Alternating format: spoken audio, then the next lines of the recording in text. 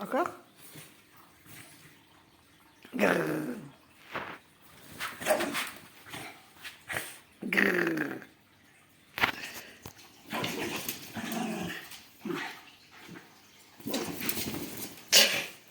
Début d'année, je profite de ces quelques minutes pour vous souhaiter une belle et heureuse année à tous et à toutes. Que toutes les choses que vous souhaitez se réalisent et qu'il ne vous arrive que du bon en cette nouvelle année 2026. Donc j'en profite pour me présenter. Donc je m'appelle Sandrine. Cette chaîne YouTube existe depuis maintenant 1 an et demi. C'est assez erratique, hein. J'ai un petit peu de mal je pense que j'ai un petit peu de mal à me trouver, à trouver ce qui m'intéresse. Parce que j'ai envie de tout partager, mais je sais peut-être pas forcément comment y arriver. Donc j'essaye de trouver le format de vidéo qui me plaît le plus. Qui, c'est pas prendre du temps, c'est peut-être plus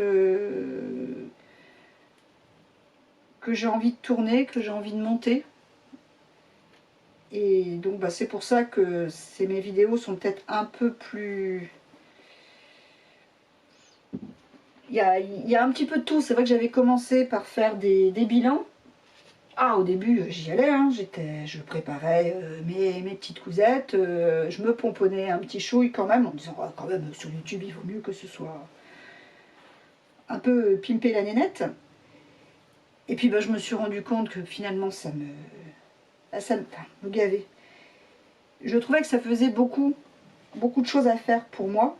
Donc, je me suis dit, c'est resté traîner. Et puis, je faisais même pas un bilan. Au début, c'était peut-être un bilan par mois, et puis je me suis rendu compte que j'en faisais finalement beaucoup moins que ça, pour cette raison-là, parce que ça me bottait pas tant que ça. J'ai fait une revue Burda une fois. Ah, c'est sympa à faire, mais il y a quand même énormément de boulot derrière. Quoi, je préfère laisser ça aux nanas qui le font beaucoup mieux, et donc c'est peut-être aussi que YouTube est leur gagne-pain. Parce qu'en ce qui me concerne, je compte pas sur ces vidéos pour remplir mon assiette ni pour chauffer la maison, n'est-ce pas? C'est du pur plaisir, du pur partage. Donc je fais ce qui me convient. Et là, j'ai l'impression, donc après, il y a eu le moment où... Il y a eu le mois de mai. Entre le mois de mai et le mois de novembre, où j'ai peu cousu. Parce que il y a eu plein de choses, il s'est passé plein de choses dans ma vie. On a acheté une maison pour nos vieux jours. Du coup, il a fallu pas mal... ça nous a occupé une bonne partie de la cervelle. Enfin, ça continue, hein, il y a quand même pas mal sur une maison des années... de 1978. Il y a des choses à faire. Il y a du travail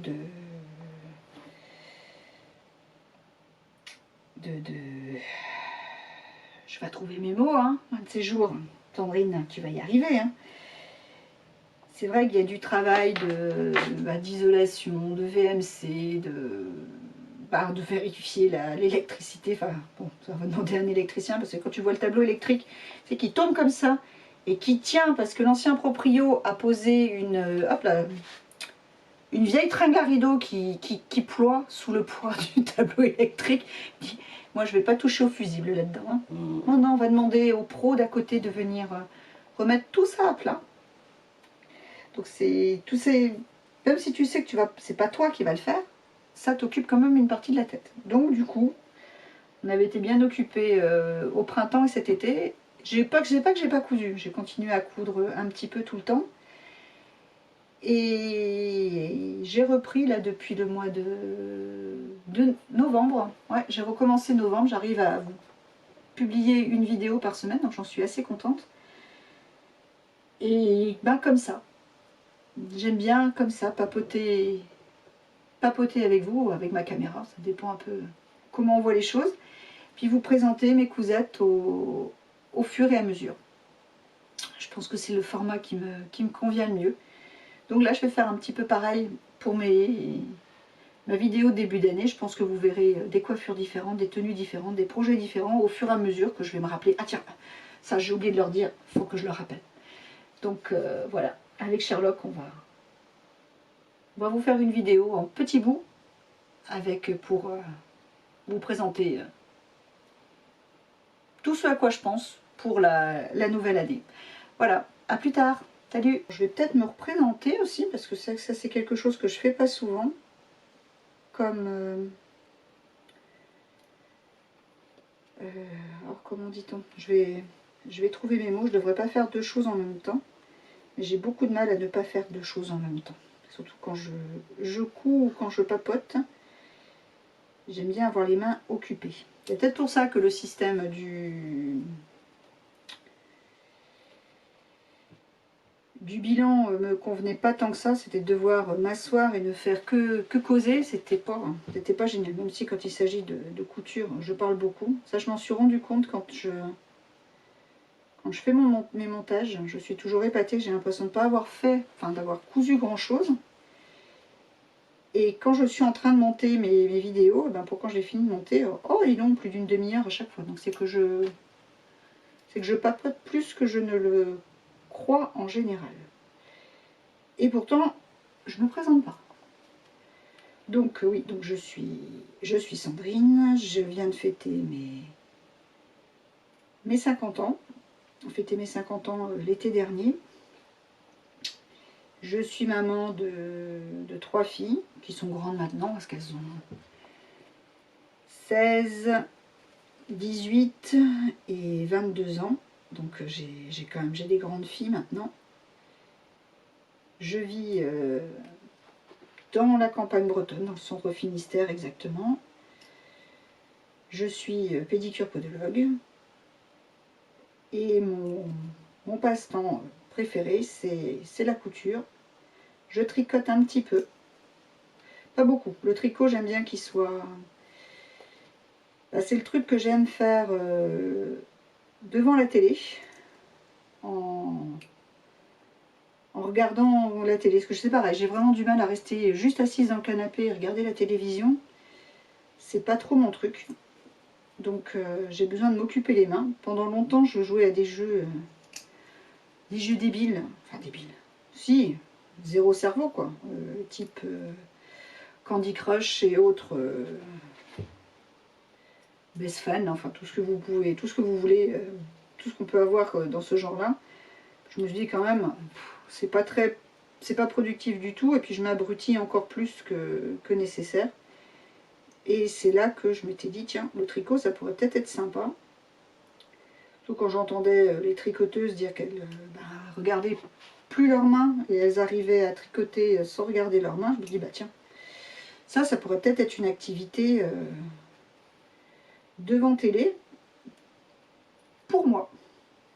Donc je me suis renseignée, puis j'ai commencé à tricoter comme ça. Par contre, je tricote à l'anglaise. Hein, parce que j'ai essayé de tricoter à la française, comme ma maman avait déjà essayé de m'apprendre et ma grand-mère il y a longtemps quand j'étais petite. Et en fait, il m'arrivait exactement la même chose, que je commençais à tricoter, et puis au moment de passer le fil, parce qu'on utilise du coup la main droite pour passer le fil par-dessus, entre les aiguilles, et il y avait mon aiguille qui faisait plouf, qui partait. Donc je perdais tous mes points. Et puis quand vous débutez, allez rattraper des points. Faites pas la différence entre le point machin, entre le point d'en dessous, le point du hop hop. Et du coup, ça m'a gonflé. Et heureusement, YouTube est ton ami dans ces cas-là. Et beaucoup de tricoteuses tricotent à l'anglaise. Et c'est vrai que le tricoter à l'anglaise, moi, ça me va très bien. Parce que ça me permet de ne pas lâcher mes aiguilles et d'aller chercher mon fil qui est en appui sur l'index gauche. Ça me permet d'aller le chercher et du coup, c'est une technique qui me convient très très bien. Donc, j'ai commencé à tricoter comme ça. Par contre, j'aime le tricot, zéro cerveau. Les chaussettes, ça me plaît bien. J'ai besoin d'un coup de main pour le démarrage parce que je tricote de la pointe du pied je fais le talon en cours de route et jusque sur la jambe. Et j'ai besoin d'un coup de pouce parce que je tricote, ça fait quoi? Ça doit faire 3 ans que j'ai commencé à tricoter. Donc j'ai pas fait énormément ça prend quand même du temps hein, pour faire ne serait-ce qu'une paire de chaussettes. Donc j'ai toujours besoin d'un tuto pour faire démarrer les points de la pointe du talon ou le rabattage final quand je suis sur la jambe. Mais ça va. Entre les deux, tranquillou pilou, tu continues à faire rond sur rond sur rond. La salle d'attente du médecin, c'est pas mal, tiens, d'avoir une paire de chaussettes pour la salle d'attente du médecin, ça c'est chouette. Et voilà comment j'ai commencé à tricoter. Donc je tricote un petit peu. J'ai fait beaucoup de puzzles, j'ai fait de la broderie, du point de croix quand j'étais enceinte de mes filles. Mais le point de croix, au bout d'un moment, bah, ouais, c'est bien mignon, mais qu'est-ce que tu fais? Quand tu as fait des broderies, bah là j'en ai deux devant moi, bah c'est bien, mais tu vas pas mettre des broderies sur tous les murs de ta maison. Un coussin ou deux, ouais, enfin quand on voit ce que Sherlock fait d'un coussin, tu as passé des mois et des mois à faire ta jolie broderie et le kleps il te zigouille ça en 2 temps, 3 mouvements. Non, c'est pas terrible. Ou faire comme ma cousine me racontait ça il y a pas longtemps, elle a mon âge, on a à peu près le même âge toutes les deux. Et elle en a fait aussi beaucoup, elle aime beaucoup ça. Bah, qu'est-ce qu'elle fait? Elle les met dans un coffre. Et puis bah, ses enfants, qui comme les miens sont grands maintenant, pour décorer chez eux, ils viennent chercher les points de croix de maman. Voilà, tu parles. Et le temps qu'on passe là-dessus, il faut pouvoir en profiter. Et c'est ça justement que j'apprécie dans la couture, c'est qu'on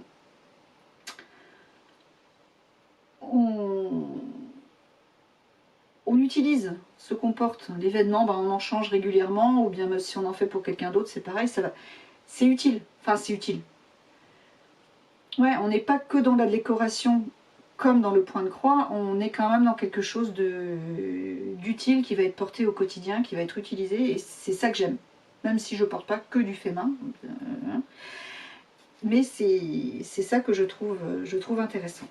Et donc du coup, je couds depuis une dizaine d'années maintenant. J'ai commencé presque par hasard la couture, et puis ben, j'ai bien aimé, donc je continue.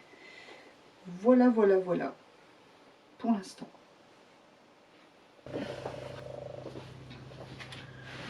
Coucou, donc on se retrouve pour la suite des vœux de nouvelle année.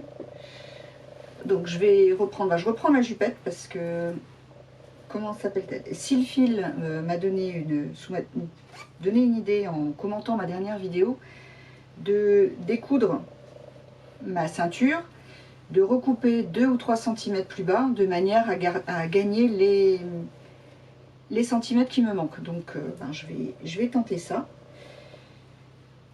Et pendant que je découds tout ça, et ben on va poursuivre sur les discussions de circonstances qui sont ben, donc là je crois que j'en étais arrivée à mes vœux pour la nouvelle année. Bon, on va pas en faire de trop parce que on connaît tous le sort des résolutions de début d'année.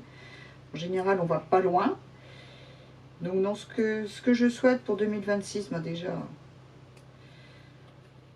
santé et prospérité, on va dire, à tout le monde, mais surtout la santé, à vous tous, à vous toutes, à vos proches, aux miens. Après, pour ce qui est de notre créativité, qu'elle soit toujours au rendez-vous, que nous ayons toujours l'envie de créer, l'envie de découvrir de nouvelles choses, parce que c'est ça, la curiosité est une richesse. Il faut savoir être curieux dans la vie, il faut savoir aller chercher plus loin que ce qu'on veut bien nous montrer, ce qui dans le monde actuel est super important, parce que quand on voit le mal que l'on a à séparer le vrai du faux, ça fait peur. Enfin, en tout cas, de notre côté, on va continuer à créer, à coudre, découvrir de nouveaux créateurs, créatrices, Enfin nouveau dans le sens que j'ai jamais testé. Parce que j'ai arrêté mon abonnement Burda. Parce que bon, je me rends compte que c'est finalement toujours plus ou moins les mêmes modèles. C'est pratique, hein. Moi qui suis très classique dans ma façon de me vêtir, c'est top. En plus, le gros avantage, c'est que vous dites ah, j'aime bien ce modèle là, mais les manches, c'est pas terrible. Hein. J'aime pas la fin des manches, j'aime pas ci, j'aime pas ça. Et ben vous allez sur un autre modèle qui ressemble, grosso modo, hein, grosso merdo. Ah, vous faites du copier-coller. Hein. Ça passe, ça marche super bien chez Burda. C'est un gros avantage. Bon, par contre, on en revient toujours aux explications très limites. Ce qui fait qu'il y a des projets qui sont sympas chez eux, mais tellement peur de se lancer, je pense au col tailleur, au demi-col tailleur sur le petit paletot que j'ai repéré. Je suis toujours pas décidée à me lancer. Hein. Pourtant, ce serait le moment. Là, j'ai encore quelques jours de congé, donc ça pourrait être le moment. Je sais pas. Vraiment, j'hésite. Donc, du coup, découvrir de nouveaux créateurs, nouvelles créatrices. Diminuer mon stock de tissus. J'avoue que ça fait pas partie de mes priorités. Parce que naturellement, quand je vois dans mon armoire, comment elle est faite, je vais vous montrer quand même, parce que vous la voyez. Hop. Donc là, mon armoire à tissu. Donc, on va dire qu'il reste un peu de place, mais c'est surtout, il y a des tissus qui sont spécifiques. Il me reste un gros métrage de soft shell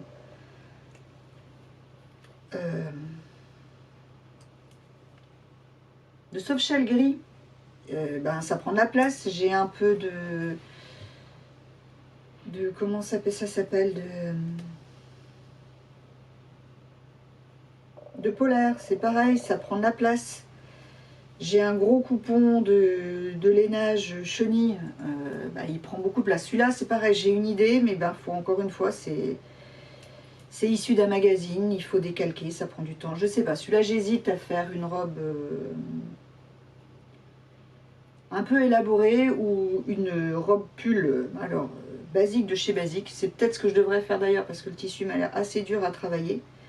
Il sera peut-être plus facilement porté en robe pull qu'avec un truc un peu sophistiqué. Faut que je vois.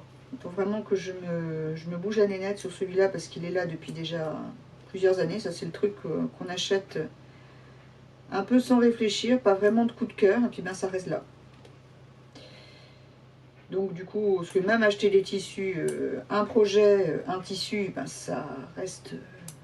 parce qu'entre le moment où le tissu est là et on est prêt à se mettre au projet, il y a une chance sur deux que l'envie ait changé. Et du coup, ouais, le tissu il est là. Certes, on va en faire quelque chose. Hein. Ouais. Mais l'envie de coudre le patron pour lequel j'avais acheté ce tissu-là, il est passé. J'ai plus envie de ce modèle-là. Pour qui, pourquoi on ne sait pas toujours. Donc du coup, ça reste traîné dans les fins fonds du placard. Que je vous dirais, cette petite chaîne YouTube me donne aussi envie d'avancer. Donc ça me permet peut-être de garder la motivation couture. Quoique, de toute façon,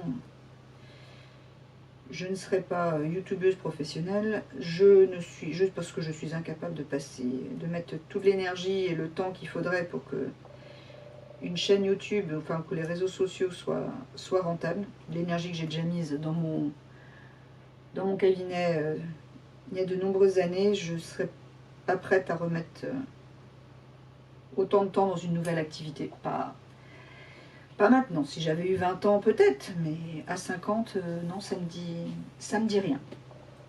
Donc je continue parce que c'est l'envie de partager qui me maintient ici, mais je pense qu'il me maintiendra là aussi longtemps que j'aurai envie de coudre et de vous montrer mes cousettes et d'écouter vos conseils aussi parce qu'ils sont toujours très pertinents. La preuve pour pardon, pour ma jupette et pour mon